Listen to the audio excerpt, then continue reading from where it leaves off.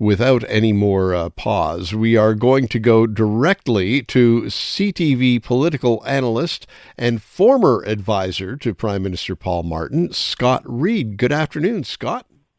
Good afternoon. Usually people say former advisor to former prime minister. So there's two formers. I'm like that former. I'm that removed from contemporary politics, right? This is distant, man. Not when I'm hosting this program, sir. That's not the case. Now, this is your last hit with us on Montreal now before taking off for the summer. You'll be back in the fall? I am. I hope I'll be back in the fall. I don't know. I think there's a formal interview process, and I have to, show up in a suit and everything. But, yes, I'm definitely hoping to be back in the fall. You know what? I'm going to make sure you're going to come back in the fall because I'm going to ask you right now who's going to win the election in October in Quebec. Okay. This is going to be, people who actually pay attention and listen regularly will be like, we cannot count on this guy. Because I'm going to say, I think CAQ might pull this off. And really? And here's why I say it. If you saw earlier this week, Léger did this favorability rating on politicians in Quebec. Yep. And Frechette, ironic, she comes in second place to Carney. I want to come back to that, actually, because there's something, I want to put an asterisk on that, because Carney leading that list is an astonishing and ahistorical thing. But Frechette is leading that among provincial politicians. And I just look at it, and I see the anchor that is the separatist argument, the referendum issue. I look at what appears to be an increasing collapse, and I think a campaign dynamic further collapses the Liberal vote.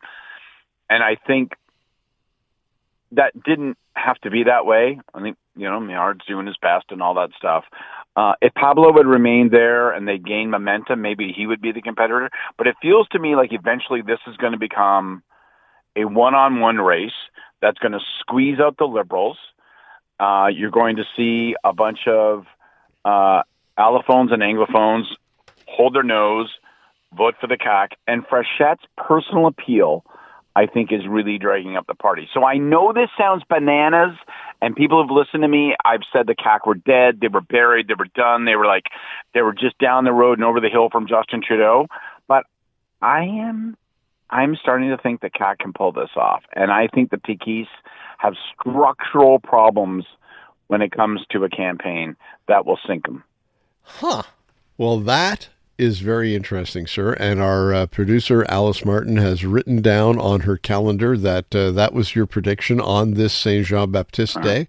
So we'll hold you to that when you come back in the fall. Now, speaking of the Parti Québécois, they released yesterday their 524-page, no less, Blue Book.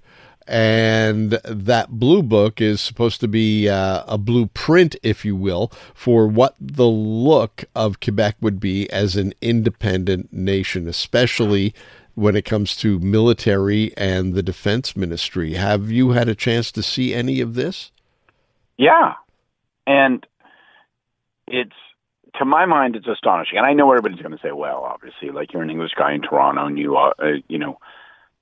but it violates one of my absolute critical rules of politics that I always argue with people I work for.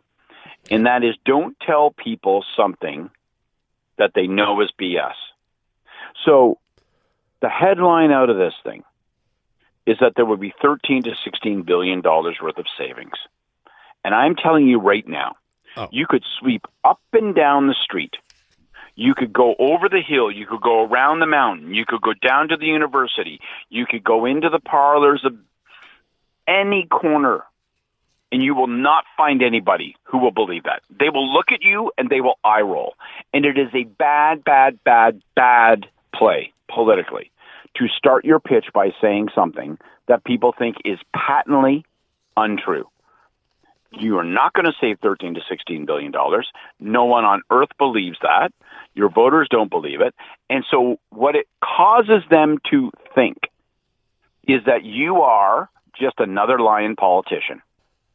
And I think it's a massive mistake. They didn't need to volunteer this. They didn't have to write a 520-page treatise. They didn't have to spell out all this. They didn't need to pretend that they were going to do a calculation on this. In fact, it just persuades people that they're that much more rigorous and serious about this enterprise, which is deeply unpopular to start with. But then the headline of it is something that people believe is obvious junk. So it violates my core principle of politics, which is don't start a conversation in politics by telling people something they don't believe, and that's what this does. And I think it's a big problem for them.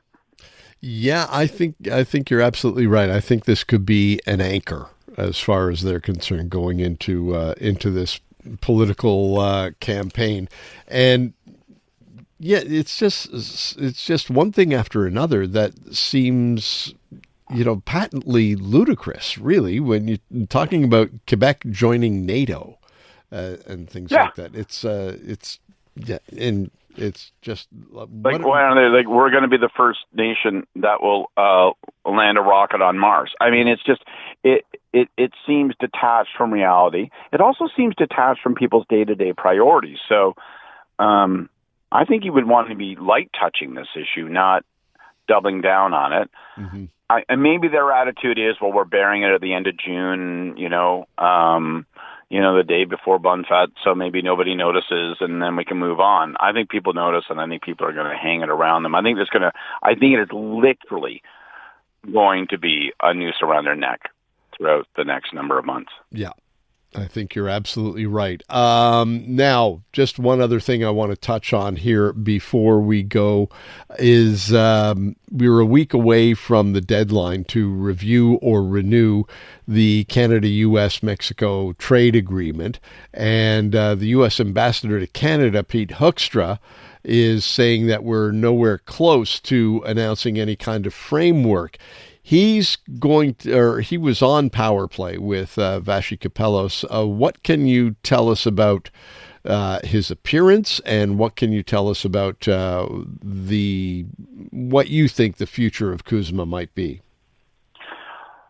Well, I think he's right insofar as we're going to see the July 1st deadline sort of breeze by. I think the most interesting thing about the many months that have taken us up to this so-called deadline is that Canadians' attitudes, I think, have shifted and in some ways matured. I think if you'd said a year ago, look, we're going to pass this deadline, there's no deal, people would have been panicked. They would have said, well, does that mean like are we euchred? Does that mean we have to sell our goods to the far north? What's going to happen? But I think in a weird way, people are almost now of a view, hey man, no biggie. There is no deal with Donald Trump that's a good deal. So screw it. And I think it's not even just an indifference to the fact that we won't have a deal, but I think you might have politically a harder job trying to persuade Canadians that there was a deal, that it's a good deal. I actually think people have shifted their view. It was just if this is something that Trump is willing to agree to, it couldn't, on the face of it, be good for us.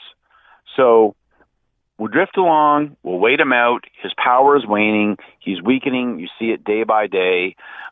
He's like the algae in the reflecting pool. He's weird. He's ugly. He smells, and it ain't going to last. It doesn't make any sense. And so, look, there's a lot at stake, but I'm not in a place of panic. And as for Pete Hoekstra, I mean, this guy's. He is the Juno Award winner year in and year out for the guy that Canadians want to hear the least from. Yeah, I think you have a point there. So, listen, you have yourself a fantastic summer. Close your eyes, and you can hear the entire world come alive.